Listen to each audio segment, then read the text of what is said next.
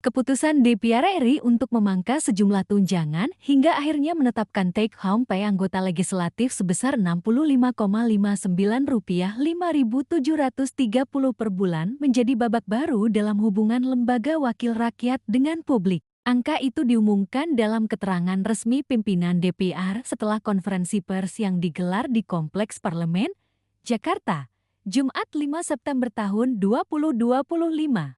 Keterangan resmi itu mencantumkan secara rinci gaji pokok, tunjangan melekat, hingga tunjangan konstitusional yang masih diterima anggota Dewan pasca pemangkasan. Setelah dihitung pajak penghasilan, total bersih yang bisa dibawa pulang seorang anggota DPR setiap bulannya adalah Rp65,59 5.730. Angka tersebut sontak menjadi bahan diskusi, kritik, hingga perdebatan di ruang publik, terutama setelah beberapa pekan terakhir DPR dihantam gelombang protes 17+8 tuntutan rakyat yang menyoroti gaya hidup, tunjangan, dan fasilitas para legislator.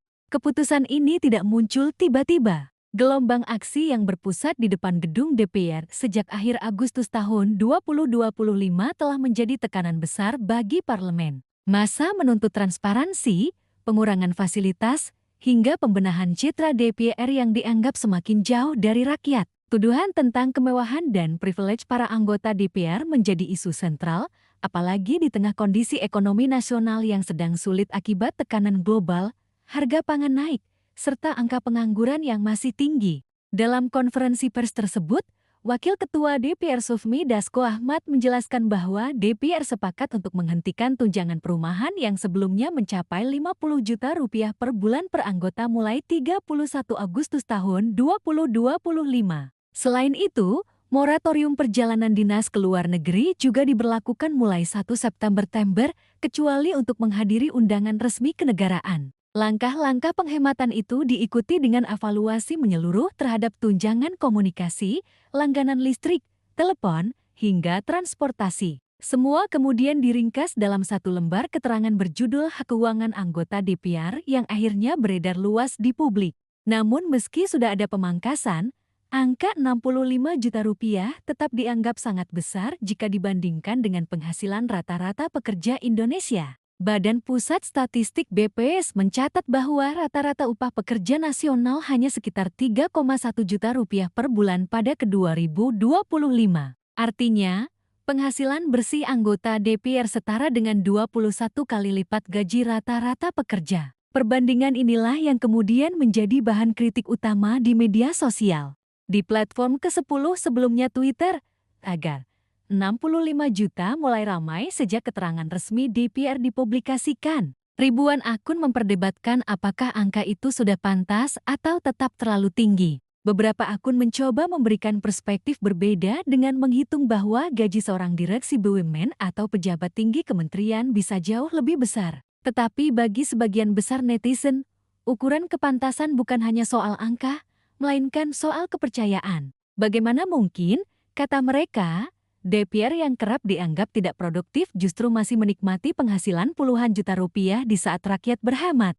Tak hanya di dunia maya, suara kritis juga datang dari para akademisi. Guru Besar Ilmu Politik Universitas Gadjah Mada, Prof. Sutopo Haryanto, menilai pemangkasan tunjangan memang langkah yang tepat, tetapi belum cukup. Menurutnya, DPR seharusnya tidak hanya memotong fasilitas, tetapi juga memperbaiki kualitas kerja. Publik sudah terlanjur skeptis. Pemangkasan tunjangan hanya kosmetik kalau kinerja tidak berubah. Yang dibutuhkan adalah reformasi menyeluruh, termasuk mekanisme absensi, produktivitas legislasi, hingga transparansi penggunaan anggaran, ujar Sutopo dalam wawancara dengan Paling Cepat. Sementara itu, dari kalangan aktivis mahasiswa yang tergabung dalam BEMSI Kerakyatan, langkah DPR ini dianggap terlambat. Koordinator BEMSI, Raka Pradipta, menyebut pemangkasan tunjangan baru dilakukan setelah rakyat turun ke jalan. Kalau tidak ada desakan, tidak mungkin DPR rela mengumumkan angka gajinya. Jadi ini bukan niat baik, tapi terpaksa, ujarnya.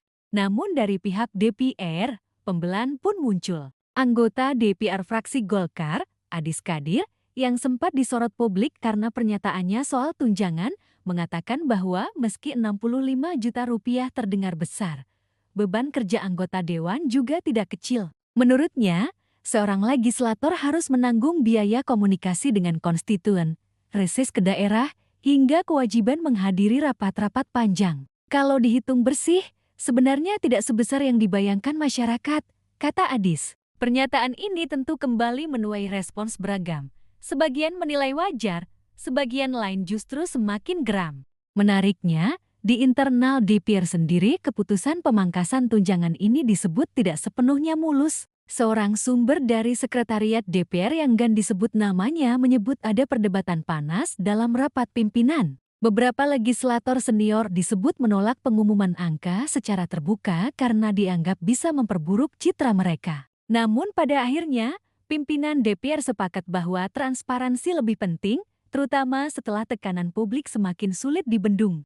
Jika ditarik ke belakang, isu gaji anggota DPR selalu menjadi polemik klasik. Sejak era reformasi, setiap kali ada wacana kenaikan tunjangan atau fasilitas, publik hampir selalu menolak. DPR dianggap tidak sensitif terhadap kondisi rakyat. Namun dalam kasus September tahun 2025 ini, yang terjadi justru sebaliknya, DPR dipaksa memangkas tunjangan karena sorotan rakyat yang begitu besar. Di tingkat konstituen, masyarakat akar rumput pun mulai membicarakan hal ini. Di sebuah warung kopi di kawasan Depok, seorang sopir ojek online bernama Fajar mengaku tidak bisa membayangkan membawa pulang 65 juta rupiah sebulan. Saya sehari paling banter 150 ribu, sebulan 3 jutaan. Itu pun ngos-ngosan. Kalau mereka dapat 65 juta, ya jelas rakyat makin jauh dari DPR, katanya. Tak hanya Fajar, suara serupa datang dari kalangan guru honorer. Siti Aisyah, guru honorer di Bekasi dengan gaji 1,5 juta rupiah per bulan, menyebut angka 65 juta rupiah itu seperti mimpi. Kami tiap bulan harus ngutang buat bayar listrik, mereka debat soal tunjangan. Rasanya sakit hati, ucapnya. Dari sisi pemerintah, Menteri Keuangan Sri Mulyani menyatakan bahwa keputusan DPR memangkas tunjangan tidak akan berpengaruh signifikan terhadap anggaran negara secara keseluruhan. Anggaran DPR, katanya, relatif kecil dibanding total APBN. Namun menurutnya, yang terpenting adalah pesan simbolik. Publik butuh melihat kesediaan elit untuk berkorban. Walau penghematan kecil, tapi dampaknya besar untuk kepercayaan, ujar Sri Mulyani. Sementara itu, para analis komunikasi politik melihat bahwa pemangkasan tunjangan DPR adalah strategi damage control. Menurut Dedi Kurniawan dari Lembaga Survei Nusantara, DPR mencoba mengembalikan legitimasi dengan cara menunjukkan kerendahan hati. Namun ia mengingatkan, langkah ini hanya efektif sementara. Jika dalam beberapa bulan ke depan tidak ada perubahan nyata, kemarahan publik bisa kembali membesar. Konteks lain yang memperkuat isu ini adalah sorotan terhadap gaya hidup beberapa anggota DPR yang kerap dipamerkan di media sosial. Mobil mewah, jam tangan mahal, hingga liburan ke luar negeri menjadi sasaran komentar netizen. Pemangkasan tunjangan lalu dianggap paradoks. Di satu sisi DPR mengaku berhemat, di sisi lain anggotanya masih mempertontonkan kemewahan. Perdebatan juga muncul soal transparansi penggunaan gaji. Sejauh ini, laporan rinci penggunaan tunjangan DPR tidak pernah dipublikasikan secara terbuka. Banyak pihak mendesak agar selain angka gaji, laporan penggunaan dana reses dan dana operasional juga dibuka ke publik. Kalau benar untuk rakyat, harusnya bisa diakses siapapun. Kalau tidak, tetap saja publik menganggap DPR menyembunyikan sesuatu, ujar peneliti ICW, Egy Primayoga. Di tengah semua kritik itu, muncul pula suara yang mencoba lebih moderat. Ekonom senior Faisal Basri menilai tidak ada yang salah dengan gaji 65 juta rupiah bagi seorang pejabat negara, asalkan disertai akuntabilitas dan produktivitas. Menurutnya, dibanding terus meributkan angka, lebih baik publik mengawasi kinerja DPR dalam membuat undang-undang dan mengawasi pemerintah. Namun sayangnya, rekam jejak DPR periode ini memang tidak terlalu meyakinkan. Data dari Forum Masyarakat Peduli Parlemen Indonesia Formapi menunjukkan bahwa hingga Agustus tahun 2025, DPR baru menyelesaikan 17 RUU dari 45 target program legislasi nasional. Tingkat kehadiran anggota di rapat paripurna juga rata-rata hanya 62%. Angka-angka itu semakin memperkuat persepsi publik bahwa gaji dan tunjangan besar tidak sepadan dengan kinerja. Kini, setelah angka Rp65,59 5.730 diumumkan, yang menjadi pertanyaan besar adalah, apakah publik akan puas? Atau apakah desakan justru semakin meluas hingga menuntut pengurangan lebih jauh, bahkan perubahan total sistem remunerasi pejabat negara? Sejarah menunjukkan bahwa isu gaji pejabat hampir selalu menjadi isu politik sensitif. Di banyak negara, reformasi gaji anggota parlemen dilakukan bersamaan dengan peningkatan transparansi dan akuntabilitas. Jika Indonesia hanya berhenti di angka Rp65 juta tanpa ada reformasi struktural, besar kemungkinan masalah ini akan kembali berulang. Pada akhirnya, angka Rp65,59 5.730 hanyalah sebuah simbol. Simbol tentang jarak antara rakyat dan wakilnya. Simbol tentang bagaimana desakan massa bisa memaksa elit untuk mundur selangkah. Tetapi apakah langkah kecil ini akan membuka jalan bagi perubahan besar? Jawabannya masih bergantung pada seberapa serius DPR mau memperbaiki diri.